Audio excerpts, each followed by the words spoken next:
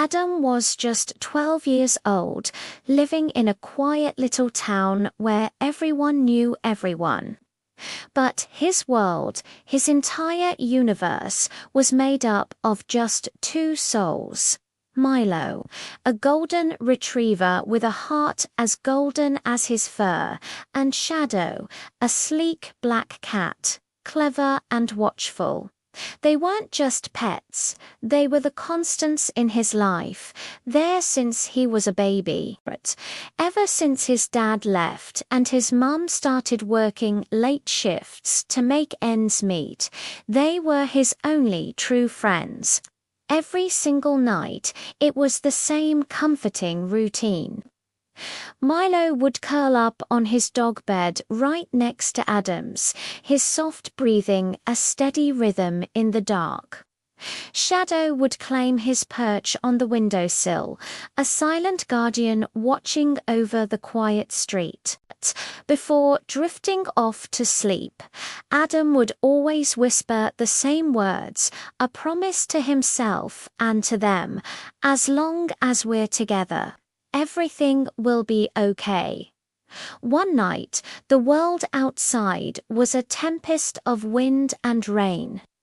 The storm rattled the windows, but what woke Adam wasn't the noise, it was the silence.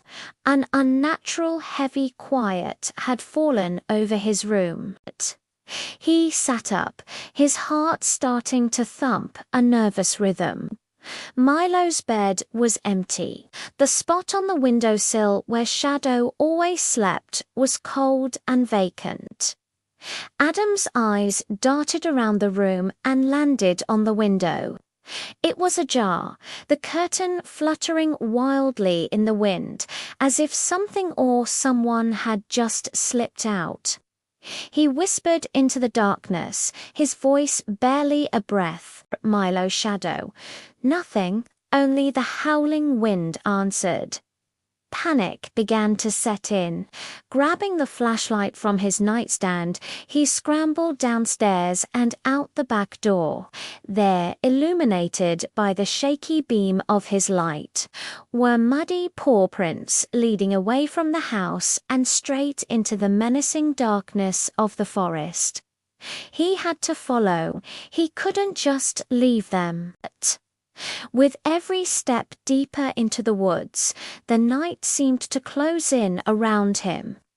The forest, usually a place of daytime adventure, transformed into a labyrinth of haunting shapes and sounds. Twigs snapped under his feet, sounding like cracking bones. The wind howled through the trees, mimicking ghostly whispers. Every shadow seemed to twist and move just at the edge of his vision. Was it real, or was his imagination running wild with fear? His light cut a nervous path through the gloom, searching, always searching. Then he heard it, a faint, desperate whine carried on the wind. Milo. The sound gave him a surge of adrenaline. Adam broke into a run, stumbling over roots and dodging low-hanging branches, his light bouncing frantically ahead of him. The sound grew louder, leading him to a broken-down fence near an old, dilapidated shed he'd always been told to stay away from. And there was Milo. He was standing guard, a low growl rumbling in his chest, his body tense. He was protecting Shadow, who was pinned under a heavy, fallen piece of wood from the shed's crumbling wall. But as Adam got closer, a cold dread washed over him. Milo wasn't growling at him. He was growling at the deep, absolute darkness inside the shed. Suddenly, an answering growl echoed from within, a sound that was low, threatening, and not from any animal Adam recognized. He froze, his hand shaking so badly he could barely keep the flashlight steady. He scrambled to pull the heavy wood off Shadow, his mind screaming at him to run. With tears streaming down his face, he whispered to his loyal dog, "Please, Milo, let's just go home." But Milo didn't budge. He took a step forward, baring his teeth, ready to defend his family, no matter the cost. And then, from the blackness of the shed, two glowing eyes flashed open. A wild animal, a lean, hungry-looking wolf leapt from the shadows, straight for them. In that split second, with no time to think, Adam did the only thing he could. He threw himself in front of Milo. He screamed, a raw primal shout filled with all his fear and love. "Leave us alone." The wolf, startled by the sheer force and courage of the small boy, skidded to a halt.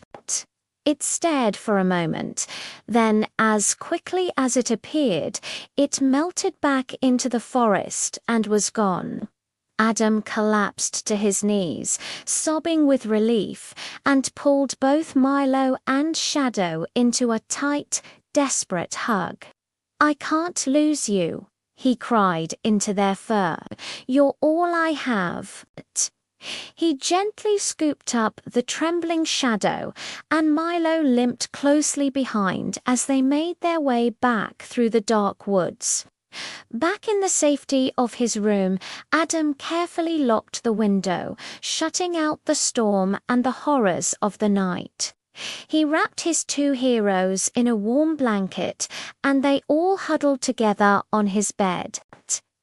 He kissed them both on the head, his voice thick with emotion as he repeated their sacred promise. "As long as we're together, everything will be okay." Outside, the storm raged on, but inside that little room, wrapped in the warmth of their love, Adam finally felt safe again, because he knew more than ever that family isn't always about blood. It's about the ones who show up, the ones who stay, and the ones who protect each other no matter what.